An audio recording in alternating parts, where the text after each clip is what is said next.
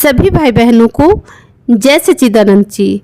आज की यह कथा तुलसीदास जी के विवाह और उनकी प्रेम कथा के बारे में है। चलिए हम आज की कथा आरंभ करते हैं। तुलसीदास जी के जन्म के वक्त ही उनकी माता जी का देहांत हो गया था। कुछ समय बाद उनके पिताजी भी चल बसे थे। तुलसीदास जी का पालन पोषण उनकी माता की दासी ने किया था। कुछ समय बाद दासी माँ भी चल बसी। फिर तुलसीदास जी को मनहूस कहकर गांव वालों ने निकाल दिया। अब तुलसीदास जी इधर उधर भटकने लगे। उनका कोई सहारा न था। फिर तुलसीदास जी को उनके गुरु मिल गए। तुलसीदास जी के गुरु का नाम नरहरि दास जी था। तुलसीदास जी के गुरु ने तुलसीदास जी को बहुत अच्छे से पढ़ा लिखा कर उनकी शिक्षा परिपूर्ण की।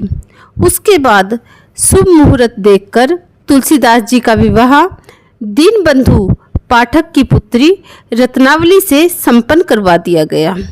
यही से तुलसीदास जी के जीवन में एक नया मोड़ आता है। अब तक तुलसीदास जी ने प्रेम को अनुभव ही नहीं किया था। जैसे ही तुलसीदास जी को रत्ना से प्रेम मिला तो तुलसीदास जी रत्ना के प्रेम में खो ही गए। तुलसीदास जी को संसार से कोई भी लेना देना नहीं था। तुलसीदास जी तो हर वक्त रत्ना पर मोहित रहते थे। अब तुलसीदास जी एक पल भी रत्ना के बिना नहीं रह सकते थे। कुछ दिनों बाद रत्नावली के भाई उसको लेने आए। रत्ना तुलसीदास जी से बोली, स्वामी जी, मैं कुछ दिनों के लिए मायके जा रही हूँ। यह सुनकर तुलसीदास जी बेचैन हो गए और कहा कि मैं तुम्हारे बिना कैसे रह पाऊँगा। तो रत्ना ने कहा, स्वामी, मुझे घर तो जाना ही होगा, बस कुछ ही दिनों की तो बात है। यह कहकर रत्ना मायके चली गई। तुलसीदास जी को अब कुछ भी अच्छा नहीं लगता था। हर पल उन्हें रत्ना की याद सताती थी। इसलिए उन्होंने रत्ना के पास जाने का निर्णय लिया। उस दिन बहुत तेज बारिश हो रही थी। तुलसीदास जी रत्ना से मिलने घर से निकल पड़े। रत्नावली का घर नदी के उस पार के गांव में था। उस समय नदी पार करने के लिए कोई भी नाव न थी। तब उनको वहाँ किनारे पर एक लाश बहती दिखाई दी। तुलसीदास जी ने उस लाश पर बैठकर जैसे तैसे नदी पार की।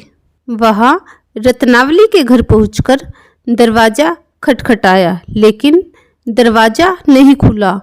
रत्नावली दूसरी मंजिल पर सोती थी, इसलिए घर के पीछे जाकर ऊपर चढ़ने का रास्ता देखने लगे।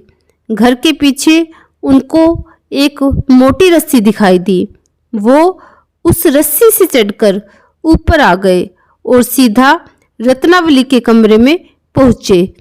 रत्नावली अपने पति को देखकर हड़बड़ा गई और बोली, स्वामी, इतनी तेज बारिश में और वो भी ऊपर, आप कैसे आ गए?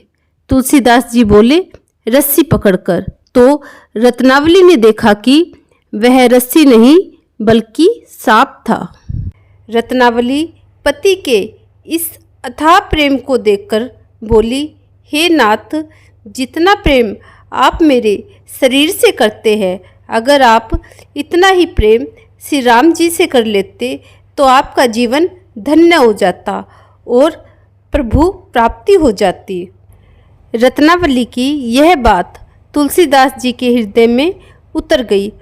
उसी समय तुलसीदास जी घर से निकल गए और चित्रकूट में एक कुटिया बनाकर रहने लगे। जिसके बाद भक्ति भाव में तुलसीदास जी ने रामचरितमानस, संकट मोचन और हनुमान चालीसा आदि अनेक ग्रंथों की रचना की। भाइयों और बहनों, जीवन की दिशा बदलने के लिए एक वाक्य, एक शब्द, एक व्यक्ति ही काफ़ी होता है। जीवन में आगे बढ़ने के लिए यदि कोई मौका आए तो उसको हासिल कर लेना चाहिए।